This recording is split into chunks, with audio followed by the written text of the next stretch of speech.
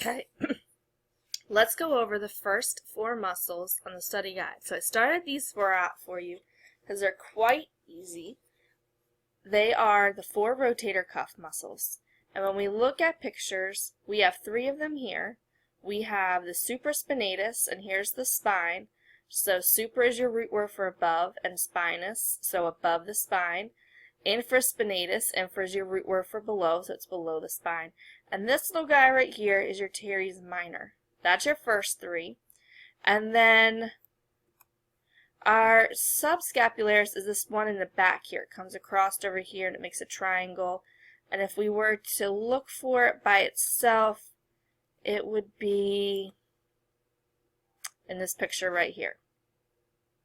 Okay, we know this is a subscapularis because there's no spine. If there's a spine, then it's going to be the supraspinatus or the infraspinatus.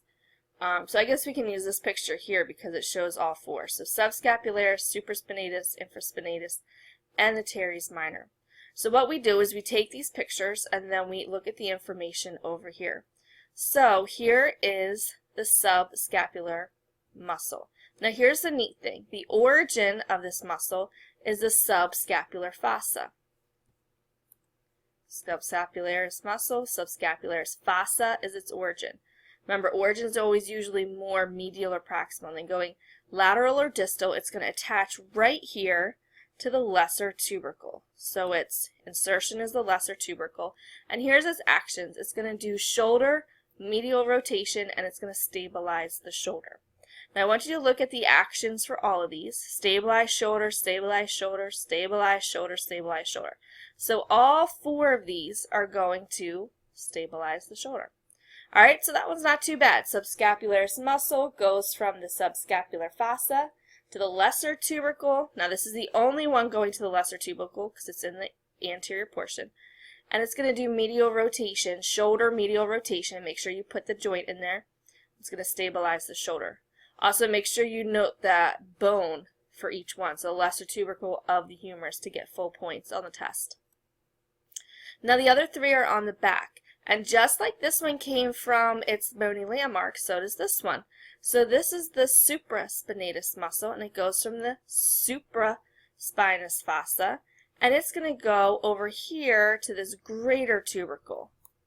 The supraspinous fossa, greater tubercle. This one, because it's a little more superior, it's going to do shoulder abduction, stabilize the shoulder joint, which is all of them, and then prevent downward dislocation of the humeral head. Next is the infraspinatus. This one goes from the infraspinous fossa. Pretty good.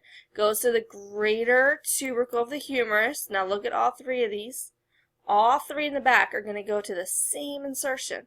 It's going to do lateral rotation and stabilize the shoulder. So these 2 in the back are going to do lateral rotation. The one in the front does medial rotation. The last one is this teres minor. Now you can see, if we're looking at our scapula and we remember our bony landmarks, then here's the medial border, here's the lateral border. So it's going to come off of this lateral border and go to the greater tubercle, and it's going to do the same thing as the infraspinatus.